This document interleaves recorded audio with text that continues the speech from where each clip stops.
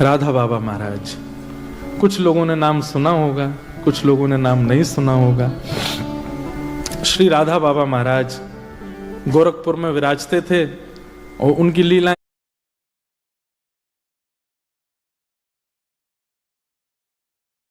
अभी हमारे ही समय काल में अगर कोई महान भक्त हुए पिछले 100 वर्षों में, श्री राधा बाबा महाराज।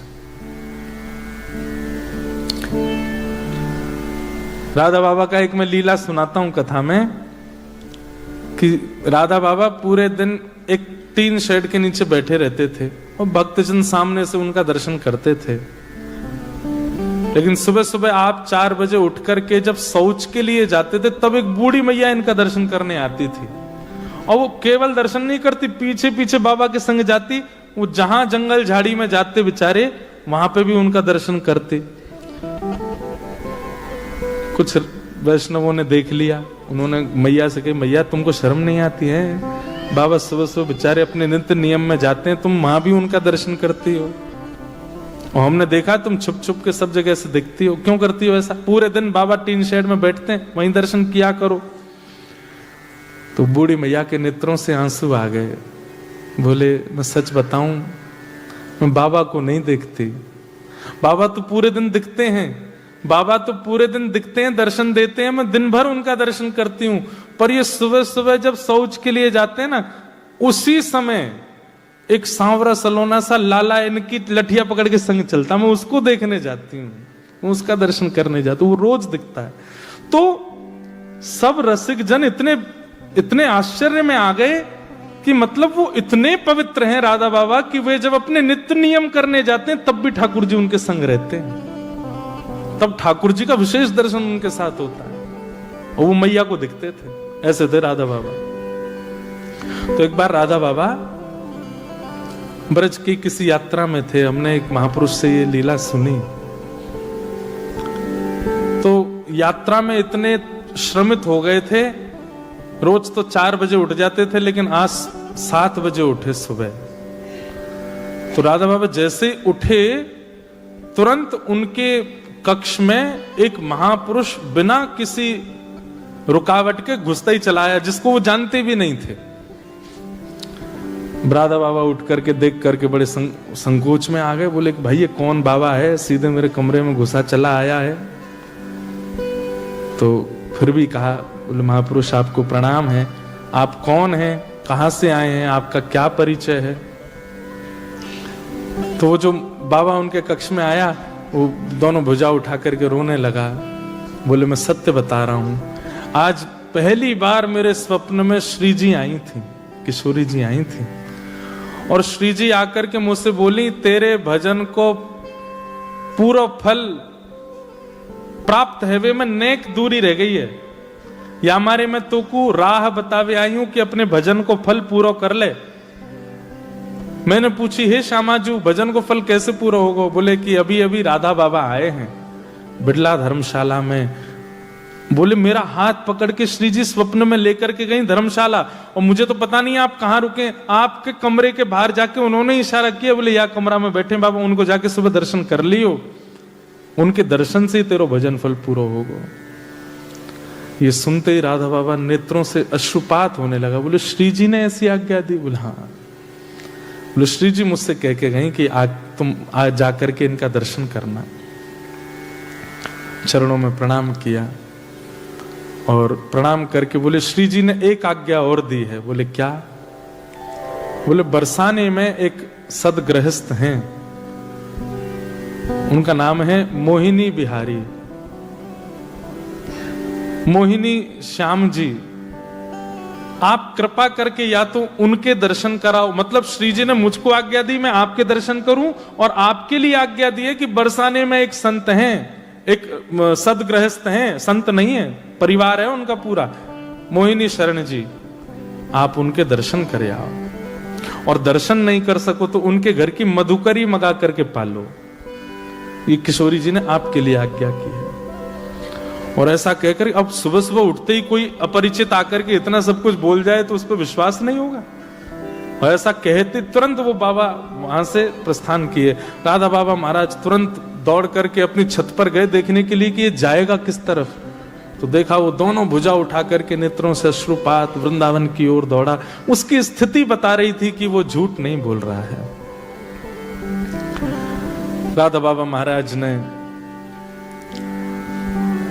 अपने कुछ सेवकों को बुलाया और सेवकों से कहा, एक काम कीजिए, ऐसे करके एक मोहिनी श्याम मोहिनी जी करके, मोहिनी शरण जी करके एक सदगृहस्थ हैं बरसाने में। हम तो जाने में अभी असमर्थ हैं, पर उनके यहाँ की मधुकरी ले आओ, रोटी ले आओ। अपने कुछ सेवकों को भेज दिया। उनमें एक घनश्याम जी करके थे, वे ब्रज में वृंदावन में जो रासलीला होती उसमें कृष्ण बनते थे। तो घनश्याम ठाकुर जी भी थे उसमें। तो उन सबको भेजा, जाओ जाकर के बरसाने में कोई मोहिनी शरण जी सदगृहस्थ हैं, उनके यहाँ से रोटी ले आओ। अब राधा बाबा महाराज किसी के यहाँ की प्रसादी मांग रहे हैं। राधा बाबा जिनको स्वयं श्री ठाकुर जी के प्रत्यक्ष दर्शन होते थे, वो किसी के घर की प्रसादी मांग रहे हैं, तो इसका मतलब वो कितना ऊंचा होगा। ये सब लोग बरसाने गए और बरसाने में जाकर के इन्होंने पूछना शुरू किया ब्रजवासियों से, भैया यहाँ पे कोई सदगृहस्थ है, उसका नाम मोहिनी शरण करके है। तो सब नाम सुने और सुन के हंसे। बोले क्या काम है उससे? बोले उसके यहाँ की रोटी चाहिए। बोले किसके लिए? बोले राधा बाबा के लिए। तो लोग बाग सुन करके हंसे और सिर पकड़ करके बोले, भैया ये क्या कर रहे हो तुम लोग? राधा बाबा जैसे महान संत को उसके घर की रोटी खिलाओगे? बोले हैं कौन?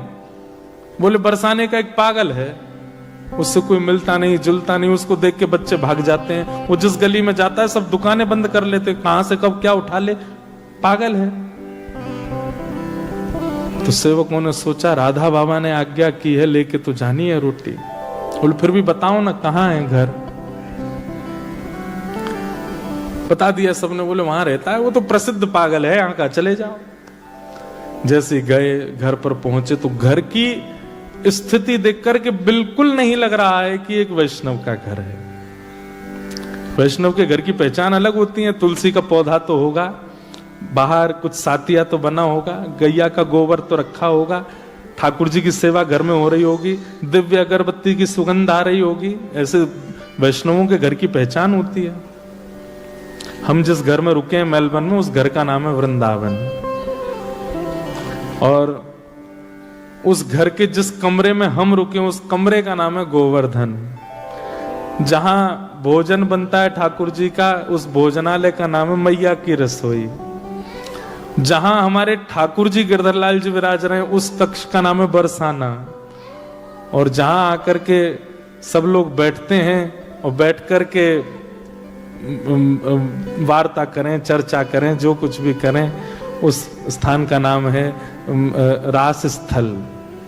अब सोचो कैसा सुंदर पूरा घर, पूरा ब्रज वृंदावन जैसा है। तो मतलब घर में जाकर के ये ना लगे कि यहाँ ठाकुर जी रेंट पे रहते हैं, बल्कि ये लगे मालिक रेंट पे रहते हैं, यहाँ के अधिकारी तो ठाकुर जी हैं। कई घरों में ऐसा लगता है ठाकुर जी रेंट पे रह रहे हैं, कि अलमारी में बैठे हैं। घर जाके ऐसा लगे कि मालिक रेंट पे रहते हैं, ठाकुर जी का अधिकार है। तो लेकिन यहां उल्टा था। जिनके घर से रोटी लाने के लिए कहा था, उनके घर में एक भी वैष्णव लक्षण नहीं थे। घर के भीतर जाकर के सबने हाथ जोड़ के कहा, बोले भैया ये मोहिनी शरण जी कहाँ हैं? बोले उनसे क्यों मिलना है आपको? बोले कि उनके हाथ से एक रोटी लेनी है हमको। बोले वो पड़े देख लो। तो खटिया चारपाई पे पड़े थे, दोनों पैरों में जूते पहन रखे थे, बूट, और एक के ऊपर एक ऐसे बूट रख करके बिल्कुल ऐसे दोनों पैर हिला रहे हैं, ये हाथ ऐसे धर के। और जिस चारपाई पे पड़े थे वहां जो दीवार थी उस पर नेताओं के और पुराने जमाने के फिल्म सितारों के चित्र लगे हुए थे। ज्यादा पुरानी बात नहीं है ना। और बढ़िया उन्हीं को निहार रहे थे, ऐसे सिर अपने सहला रहे थे, ये है इनके हाथ से रोटी लेके जानी है। जितने गए उनके चित्त में आई, कहीं हम अपराध तो नहीं कर रहे? भैया एक बार बरसाने में और घूम के आ जाओ, कोई और तो नहीं है? कहीं इसके हाथ से रोटी ले जाके हमने राधा बाबा को खवाई दई और कहीं उनके बने भय भाव सवरे नष्ट हो गए तो अपराध लगेगा हमको। ये आचार विचार से कहां से लग रहा है कि इसके हाथ की रोटी। सब जगह एक राउंड और मार के आए बरसाने में, सब ने कहा नहीं वो ही है, एक ही है बस और कोई नहीं है। बोले पता नहीं कैसी लीला है। 2-3 तो भीतर गए नहीं, बोले हम तो नहीं जा रहे, हम तो पहले बाबा को भी सच्चाई बता देंगे, ले आओ रोटी तो लेके जानी है। तो अंदर रोटी लेने के, भैया आपको प्रणाम, जय श्री कृष्ण जय श्री राधे। कहां से आ गए हो? सुबह सुबह आ गए, क्या बात है, क्या चाहिए? बोले अपने हाथ से रोटी दे दो। बोले ले लो रोटी, वहां भीतर से आ जाते हैं पता नहीं कहां कहां से मांगने के लिए। बोले नहीं आप अपने हाथ से दे दो। तो पहले तो 10 सुनाई और 10 सुना करके फिर गए और रोटी दे दी। बोले ले जाओ। और ले करके वो सब लोग राधा बाबा के पास आए। राधा बाबा आपने ये बताई। अब वो बताते कि वो कैसे हैं, उनका आचरण, उनका रूप, उनका स्वरूप, इतने में तो बाबा ने रोटी ली और पहला उसका कवल तोड़ करके माथे से लगा के पा लिया। और जैसे ही रोटी मुख में धारण किए वो मधुकरी प्रसादी, नेत्रों से अविरल अश्रुधार गिरने लगे, दोनों भुजा उठ गई। किशोरी जी की दिव्य लीलाओं का अनुभव होने लगा, नेत्र लाल पड़ गए, शरीर कंपायमान होने लगा। सामने जो आया जिसके प्रति उनको अधिकार लगा, तोड़ करके उसको हाथ में नहीं दी, बोले मुंह खोलो सीधे मुख में। और जिसको भी वो टूक पधराते जाएं उसके नेत्र बंद हो जाएं, नेत्रों से अश्रुधार, और वही श्री राधा प्रेम में प्रेम मगन होकर के झूमने लग जाए। अब जिन जिनको उनके स्वरूप पर संकोच हुआ था, सब बोले ये क्या हो रहा है। पूरे कक्ष में बैठे हुए लोग भावावेश में चले गए। हाथ आगे बढ़ाया, राधा बाबा ने तिरछी नजर से देखा, बोले तुम अधिकारी नहीं हो उसके, क्योंकि तुम दोष बुद्धि से देख करके आए हो। और महाराज 1-8 घंटे नहीं 24 घंटे की भाव समाधि लगी उन लोगों की जिन्होंने वो रोटी की प्रसादी पाई, मधुकरी।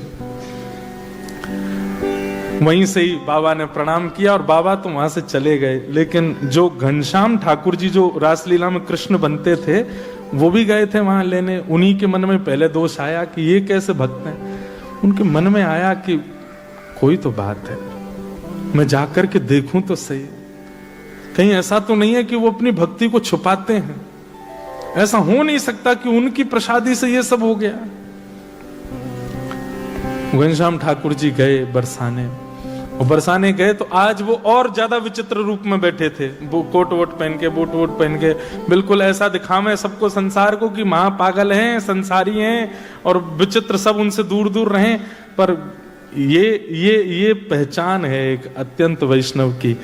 भक्त की इच्छा ये नहीं होती कि मैं बहुत प्रसिद्ध हो जाऊं, भक्त की इच्छा ये नहीं होती कि मैं बहुत सिद्ध हो जाऊं। भक्त की इच्छा यही होती है केवल प्रिया प्रियतम मेरे रहें, बाकी सब मुझे अकेला छोड़ दें। ये एक असली भक्त की इच्छा होती है।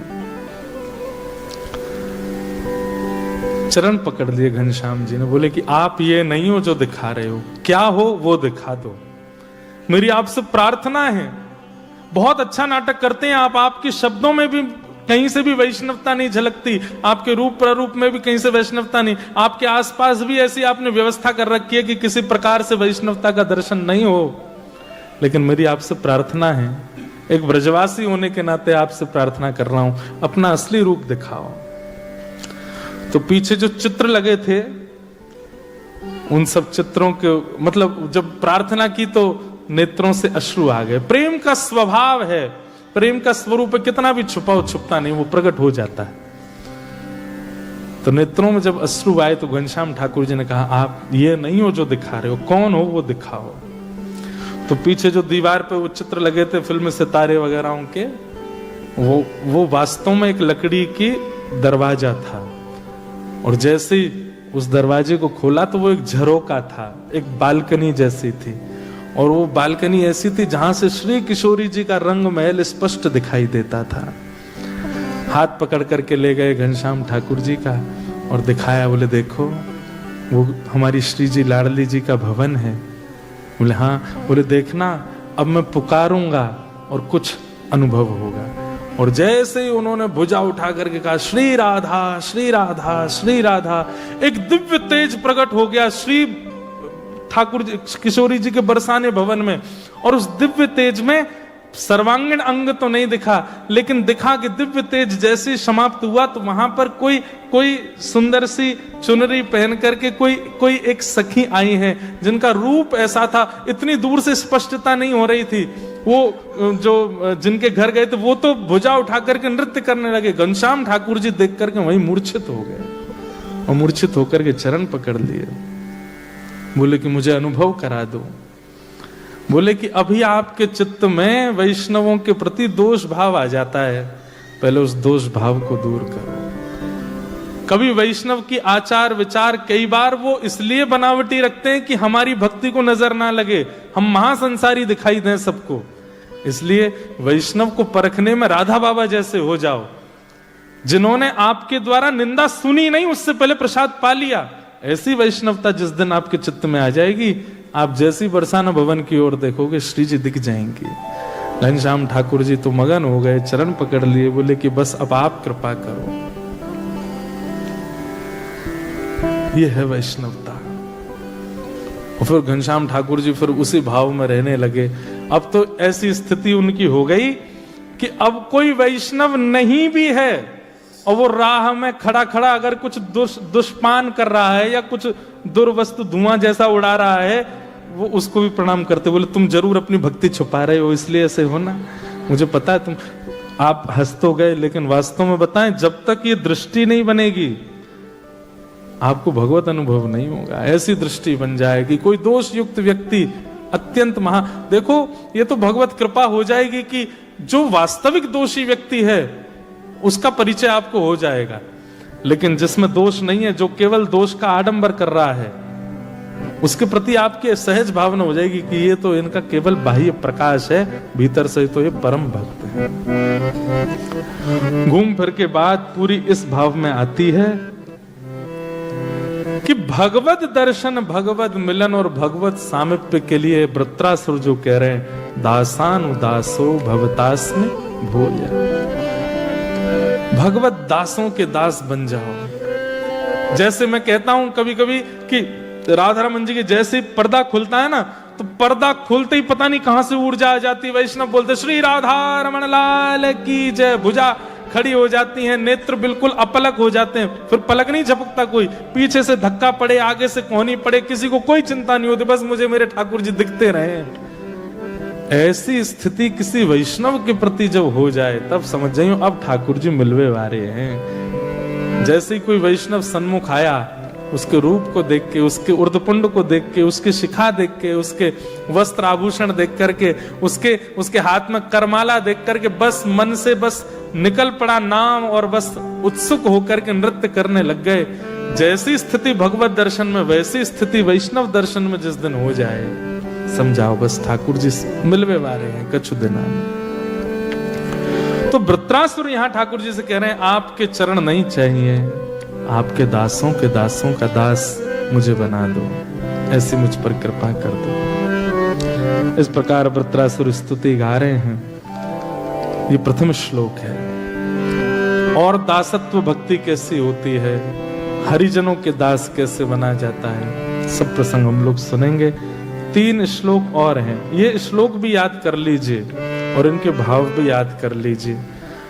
अब यहां पर ठाकुर जी प्रश्न कर रहे हैं, क्या वृत्रासुर मेरे चरण नहीं चाहिए, मेरे दासों के चरण चाहिए, ये चिकनी चुपड़ी बात करके तुम मुझे बहला रहे हो ताकि मैं तुम्हें इंद्र की पदवी दे दूं, ताकि मैं तुम्हें यमलोक दे दूं, ताकि मैं तुम्हें शिव की पदवी दे दूं।